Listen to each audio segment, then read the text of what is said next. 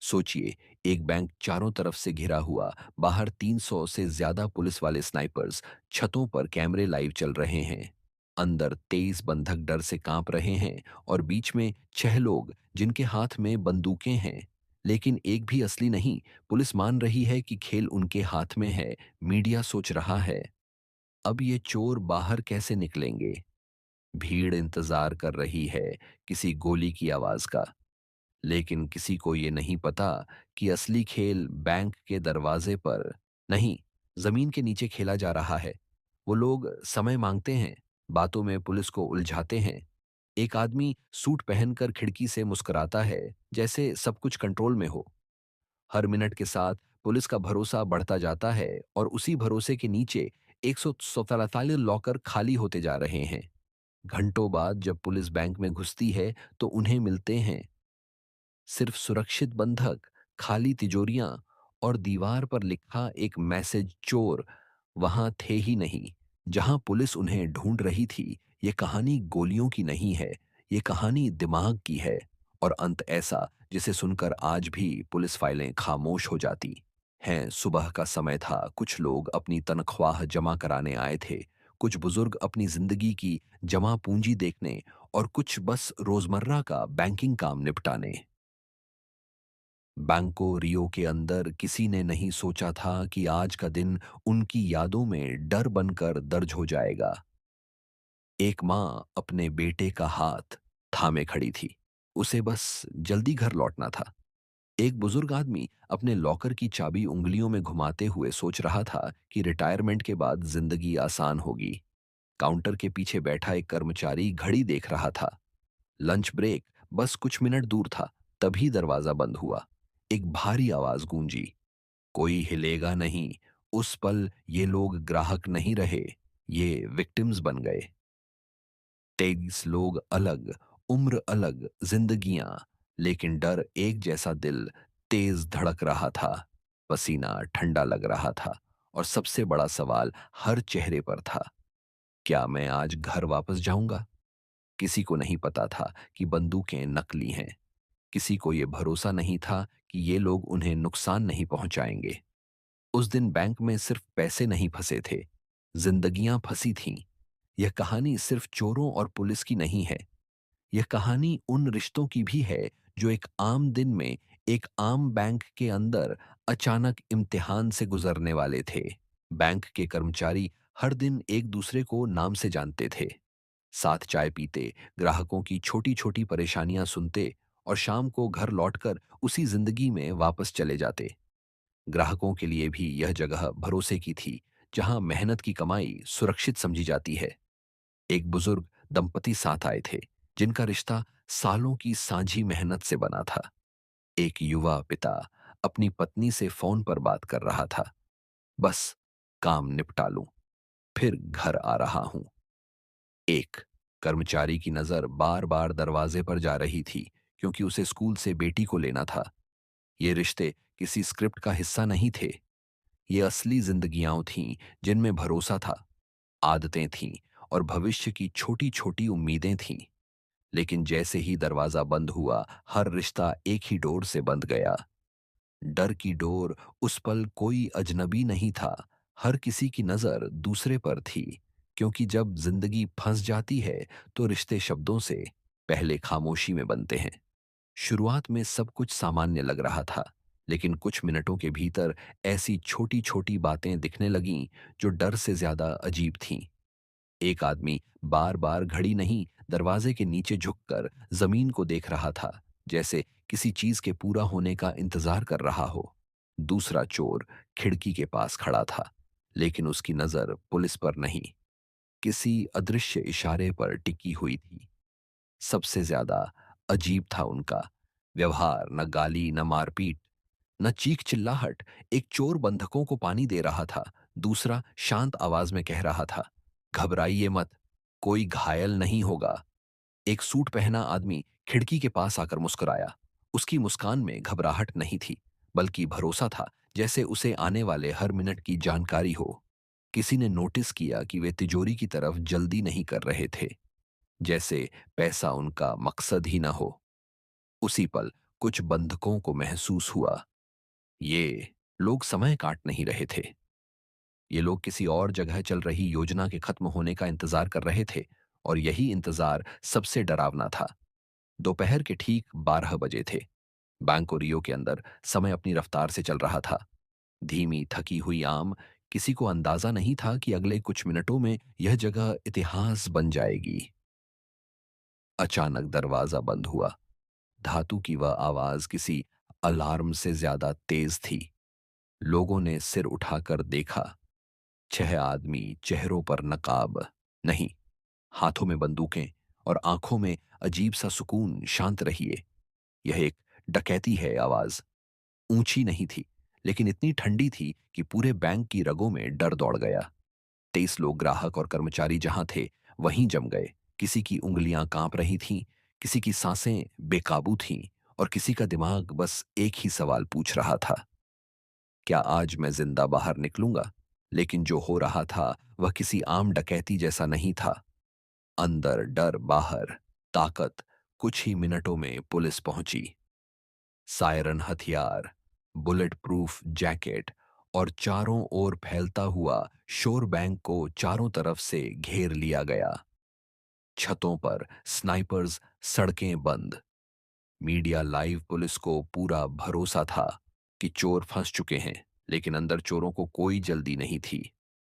डकैत बंधकों को फर्श पर बैठने को कहते हैं, लेकिन उनकी आवाज में गुस्सा नहीं, बस निर्देश होता है।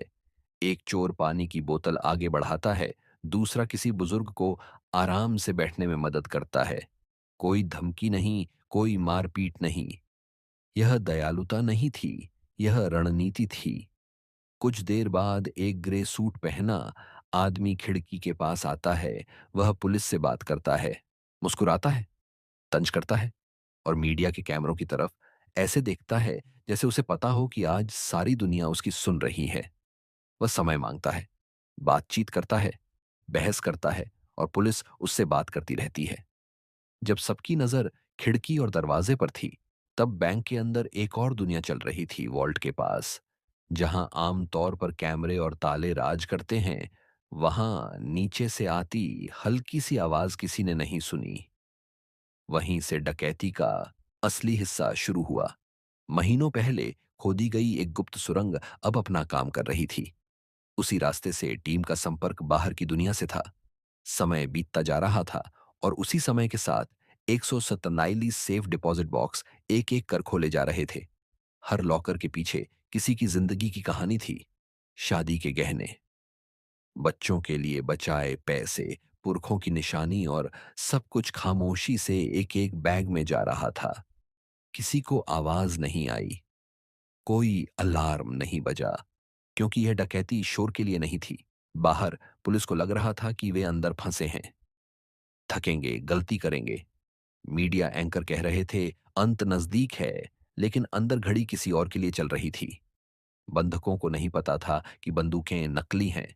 उन्हें बस यही दिख रहा था कि सामने खड़ा आदमी ट्रिगर दबा सकता है और डर के लिए बस यही काफी होता है। घंटों बाद पुलिस ने तय किया, अब अंदर जाना होगा। दरवाजा तोड़ा गया, टीम अंदर घुसी और वहां कोई चोर नहीं था। बंधक सुरक्षित थे, जमीन पर हथियार पड़े थे, नकली वॉल्ट खाली था, लॉकर खुल चुके थे और दीवार पर लिखा था एक वाक्य जो इस पूरी डकैती का सार था, चोर बैंक से नहीं निकले। वे पहले ही सुरंग के रास्ते नालियों से होते हुए तय जगह तक पहुंच चुके थे। वहां से नाव और फिर कोई निशान नहीं।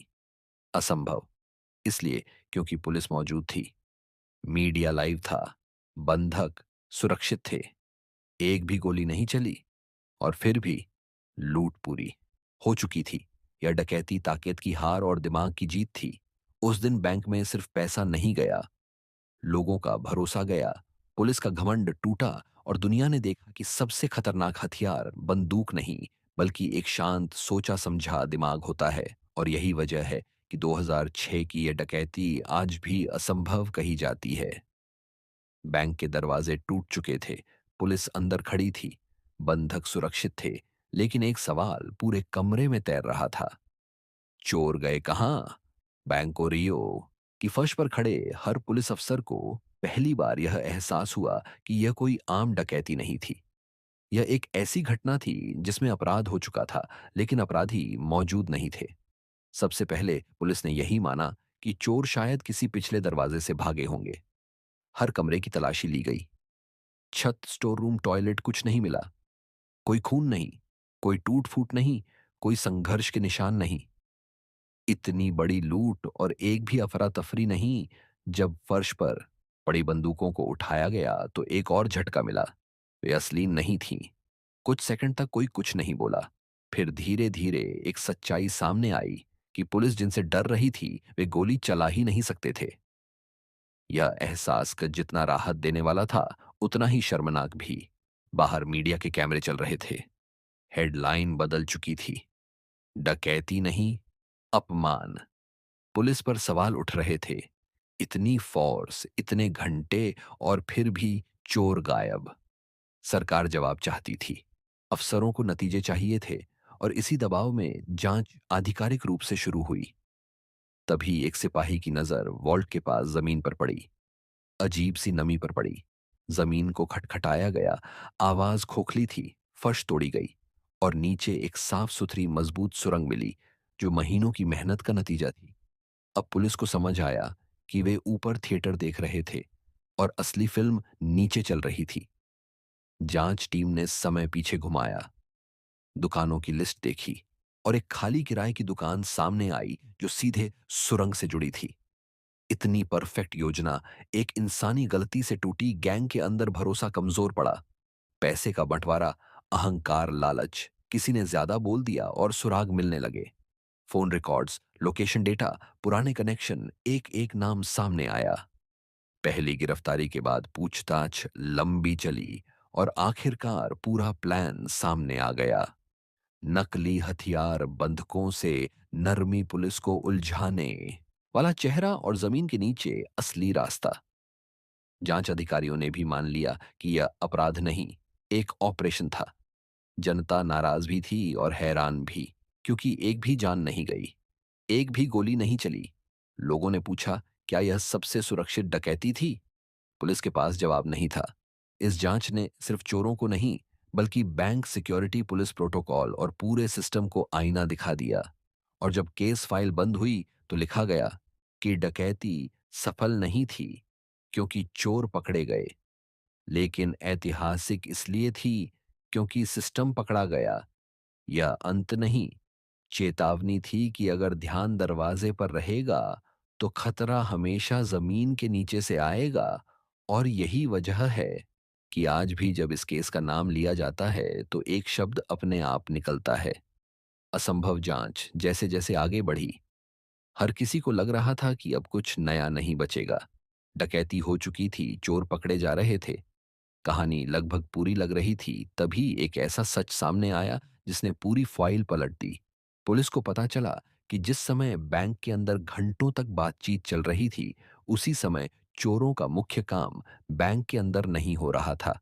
असल में डकैती खत्म हो चुकी थी उससे पहले। जब पुलिस ने अंदर घुसने का फैसला लिया, घंटों तक जिस घेराबंदी को पुलिस अपनी जीत समझ रही थी, वह सिर्फ एक नाटक था। ग्रे सूट वाला आदमी बंधकों के लिए नहीं, पुलिस के लिए अभिनय कर रहा था। और सबसे बड़ा झटका यह था कि डकैतों की असली एग्जिट बैंक से होकर नहीं, बैंक के नीचे से थी। जब पुलिस अंदर पहुंची तो वह अपराध स्थल नहीं, बल्कि एक खाली मंच था। सारे हथियार नकली थे। सारी धमकियां अभिनय थीं। और असली जीत बहुत पहले तय हो चुकी थी। यही मोड़ इस कहानी को डकैती से बढ़ाकर एक मास्टरमाइंड का खेल बना देता है। यह डकैती लालच में अचानक लिया गया फैसला नहीं थी, बल्कि एक सोची समझी योजना थी, जिसका मकसद सिर्फ पैसा नहीं, बल्कि सिस्टम को यह दिखाना था कि ताकत, हथियार और संख्या के बावजूद अगर दिमाग सही दिशा में चले तो सबसे मजबूत सुरक्षा भी बेकार हो सकती है। इस गैंग का उद्देश्य बिना खून बहाए अधिकतम लूट करना था, ताकि वे खुद को हिंसक अपराधी नहीं, बल्कि योजनाकार साबित कर सकें। महीनों तक उन्होंने इलाके का अध्ययन किया, बैंक के समय, पुलिस रिस्पांस और आसपास की गतिविधियों को समझा। सुरंग खोदने के लिए ऐसी जगह चुनी गई जहां किसी को शक न हो। हथियार जानबूझकर नकली रखे गए ताकि स्थिति हाथ से ना निकले। बंधकों के साथ नरमी इसलिए रखी गई ताकि डर बना रहे, लेकिन पैनिक न फैले। ग्रे सूट वाला आदमी पुलिस और मीडिया का ध्यान बांटने के लिए था, जबकि असली काम खामोशी से नीचे चल रहा था। इस पूरी प्लानिंग का सबसे बड़ा खुलासा यही था कि बैंक से निकलना कभी योजना का हिस्सा ही नहीं था। असली रास्ता पहले से तय था, और जब पुलिस खुद को जीत के करीब समझ रही थी, तब चोर अपना मकसद पूरा कर चुके थे। यही वजह है कि यह डकैती एक अपराध नहीं, बल्कि रणनीति की जीत बन गई। जब यह खबर टीवी पर चली कि बैंको रियो में डकैती के दौरान लोग बंधक बने थे, तो बैंक के बाहर से ज्यादा अफरा तफरी घरों के अंदर मच गई। पत्नियां फोन मिलाती रहीं, लेकिन नेटवर्क व्यस्त था। माएं टीवी के सामने बैठकर हर अपडेट में अपने बेटे का चेहरा ढूंढ रही थीं। बच्चे यह नहीं समझ पा रहे थे कि उनके पिता देर से क्यों आ रहे हैं। हर मिनट परिवारों के लिए 1 घंटे जैसा था। कोई यह नहीं जानता था कि अंदर क्या हो रहा है, और यही अनजान डर सबसे ज्यादा तकलीफदेह था। एक महिला बार बार यही दोहरा रही थी कि उसके पति ने सुबह कहा था, आज जल्दी लौटूंगा। एक बूढ़ी मां भगवान से यही मांग रही थी कि बेटा सही सलामत बाहर आ जाए, पैसा बाद में देखा जाएगा। जब आखिरकार यह खबर आई कि सभी बंधक सुरक्षित हैं, तो राहत के आंसू रोके नहीं रुके। लेकिन उस राहत के साथ एक स्थायी डर भी जुड़ गया। कई परिवारों ने बाद में कहा कि उस दिन उन्होंने समझा कि जिंदगी कितनी नाजुक है और पैसा कितना छोटा। यह डकैती बैंक के अंदर खत्म हुई थी, लेकिन इसके भावनात्मक निशान परिवारों के दिलों में बहुत देर तक जिंदा रहे। 2006 की बैंको रियो डकैती आज भी इसलिए याद की जाती है क्योंकि यह सिर्फ एक बैंक लूट नहीं थी, बल्कि एक पूरे सिस्टम के लिए चेतावनी थी कि खतरा हमेशा शोर के साथ नहीं आता। कई बार वह बिल्कुल शांत, मुस्कुराता हुआ और योजनाबद्ध होता है। इस केस में चोरों ने यह साबित कर दिया कि संख्या, हथियार और ताकत के बावजूद अगर सोच सीमित हो तो हार तय है। जांच के बाद अपराधी पकड़े गए, सजा हुई और केस कानूनी रूप से बंद हो गया। लेकिन इसका असर कभी खत्म नहीं हुआ। बैंकिंग सुरक्षा बदली गई, पुलिस प्रोटोकॉल दोबारा लिखे गए, और इस घटना को ट्रेनिंग केस स्टडी बना दिया गया ताकि भविष्य में ऐसी चूक दोहराई न जाए। आज यह डकैती फिल्मों, किताबों और डॉक्यूमेंट्री में जिंदा है, क्योंकि इसमें खून नहीं था, गोलियां नहीं थीं। फिर भी यह दुनिया की सबसे खतरनाक डकैतियों में गिनी जाती है। इसका सबसे बड़ा सबक यही है कि इंसानी दिमाग अगर गलत दिशा में चले, तो वह किसी भी सिस्टम से आगे निकल सकता है, और अगर सही दिशा में चले, तो वही दिमाग दुनिया को सुरक्षित भी बना सकता है। अब सवाल सिर्फ यह नहीं है कि चोर कितने चालाक थे, बल्कि यह है कि हम कितने सतर्क हैं। क्या हम सिर्फ दिखावे की सुरक्षा पर भरोसा करते हैं, या गहराई से सोचते हैं? यह कहानी हमें मजबूर करती है कि हम हर उस जगह पर सवाल उठाएं जहां हमें बिना सोचे भरोसा करना सिखाया गया है। अगर आपको यह कहानी सोचने पर मजबूर करती है, अगर आपको लगता है कि यह सिर्फ अतीत की घटना नहीं, बल्कि आज के सिस्टम के लिए भी एक सबक है, तो इसे यहीं खत्म मत होने दीजिए। इस कहानी को शेयर कीजिए, चर्चा कीजिए, और सवाल पूछिए, क्योंकि सवाल ही वो चीज है जो अगली गलती को रोक सकता है। अगर आप ऐसी ही असली घटनाओं पर आधारित कहानियां सुनना चाहते हैं, जो दिमाग हिला दें और सोच बदल दें, तो जुड़े रहिए, क्योंकि अगली कहानी शायद किसी और देश की नहीं, बल्कि हमारे आसपास की हो सकती है। और याद रखिए, सबसे बड़ा खतरा वही होता है जिसे हम असंभव मान लेते हैं।